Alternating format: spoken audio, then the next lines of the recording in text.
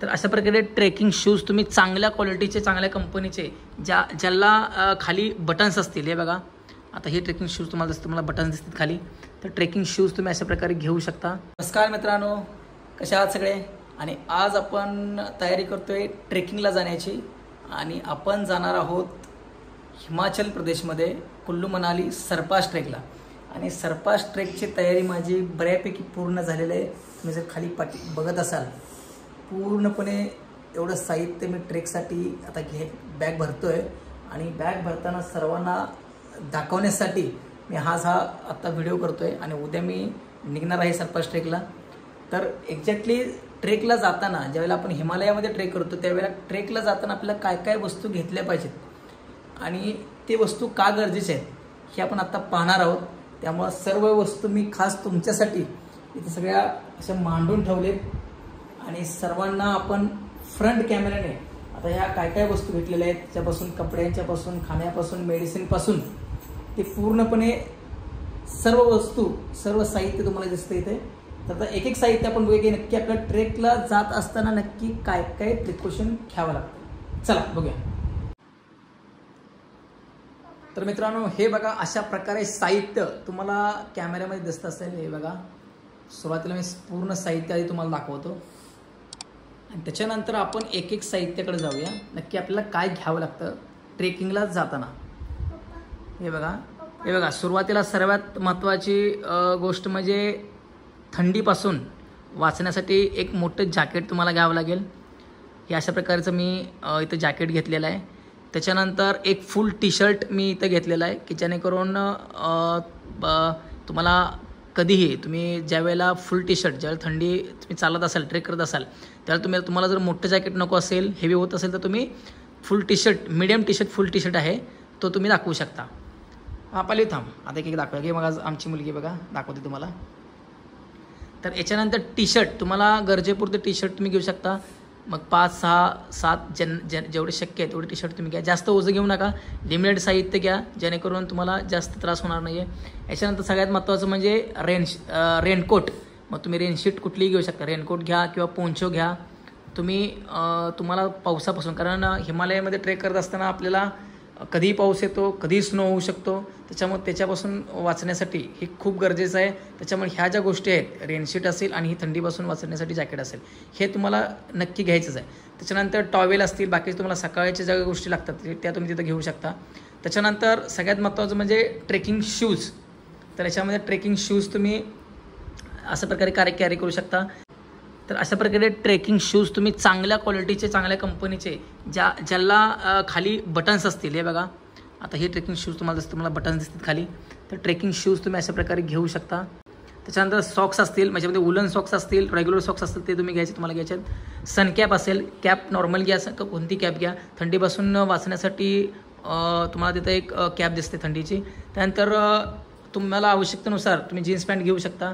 त्यानंतर आहे night pant तुम्ही गरजेनुसार 1 घ्या, 2 घ्या, 3 साधारण 2-3 घेऊ शकता।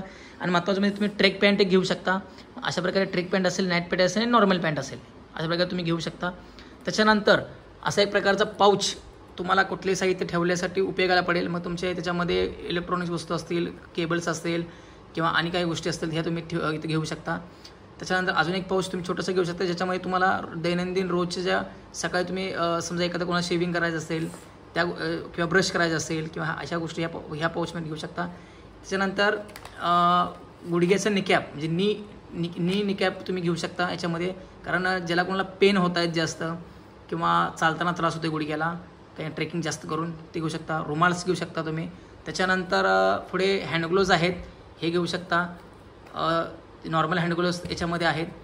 त्याच्यानंतर समजा स्नो झाला ट्रेक करताना तुमचा वरती बर्फामध्ये स्नो झाला, स्नोमध्ये बर्फामध्ये तुम्ही हे हँडग्लोव्ज वापरू शकता। थंडीचे अजून एक हँडग्लोव्ज आहेत एकदम उलनचे, ते तुम्ही कॅरी करू शकता।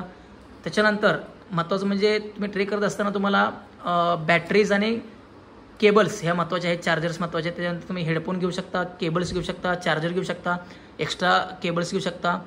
पॉवर बँक महत्त्वाचं म्हणजे तुम्हाला पॉवर बँक जास्त घ्यावे लागतील याच्यामध्ये। बघा मी आता 1, 2, 3, 4 म्हणजे 2 छोट्या आणि मिडियम आणि 1 मोठी पॉवर बँक, अशा तुम्ही 2-3 तुम्हाला गरजेपुरतं जेवढ्या पॉवर बँक लागतील तेवढ्या पॉवर बँक तुम्ही घेऊ शकता। बॅटरी घेऊ शकता, चार्जिंग बॅटरी घेऊ शकता. त्यानंतर डिओ परफ्यूम तुम्हाला जर काय लागणार असेल घेऊ शकता. त्यानंतर हे तुम्ही जर बघता तर तुम्हाला एखादं काय कमरेला काय जर अडकवायचं असेल, बॉटल अडकवायची असेल, काय अडकवायचं असेल तर हुक जो आहे तो तुम्ही घेऊ शकता.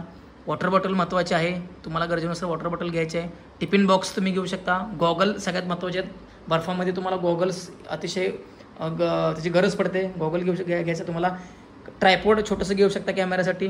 त्याच्यानंतर इथं बघा तुम्ही खाण्यासाठी ड्रायफ्रूट्स हे घेऊ शकता. मी इथं ड्रायफ्रूट्स घेतले, थोडी चिक्की घेतले, बिस्किट्स घेऊ शकता. त्यानंतर कप असेल, प्लेट असेल, स्पून असेल, टिश्यू पेपर असेल, कापूर असेल. सगळ्यात महत्त्वाचे कापूर तुम्ही इथं कापूर दिसतोय, कापूर तुम्ही घेऊ शकता. त्यानंतर टॉयलेट पेपर असेल, पेन पण मी घेतलेला आहे बघा. त्यानंतर विटॅमिन सीचे चॉकलेट्स मी घेतलेले आहेत. पेपर सॉप घेतलेले आहेत. मी फेसवॉश घेतले, साबण घेतले, सन क्रीम घेतले, इथं सन क्रीम घेतलेलं आहे. डेटॉल घेतलेला आहे. इथं पेन स्प्रे घेतलेला आहे. जे तुम्हाला समजा कोणाला पेन आलं जॉईंटमध्ये किंवा काय दुखायला लागलं तर तुम्ही वापरू शकता. सॅनिटायझर डेटॉल घेतलेलं आहे मी. त्याच्यानंतर कोल्ड क्रीम घेतले, वॅसलिन घेतले, छोटंसं क्रीम घेतलेलं आहे जखम जर झाली तुम्हाला समजा त्यासाठी. बँडेज घेतलेला आहे. आणि गरजेनुसार तुम्हाला जे गरजेनुसार जे काही मेडिसिन्स आहेत ते तुम्ही इथं टॅबलेट्स घेऊ शकता. मग कोणा सर्दी, ताप, कफ असेल, त्यानंतर ॲसिडिटी असेल, डिसेंट्रीसाठी असेल ते जरी घेतलेलं आहे. इथं बँडेज, इथे कॉटन घेतलेलं आहे आणि इथं बँडेज घेतलेलं आहे. तर अशा प्रकारे तुम्ही पूर्णपणे हे बघताय तुम्ही, अशा प्रकारे तुम्ही सर्व साहित्य घेऊन ट्रेक कंप्लीट करू शकता.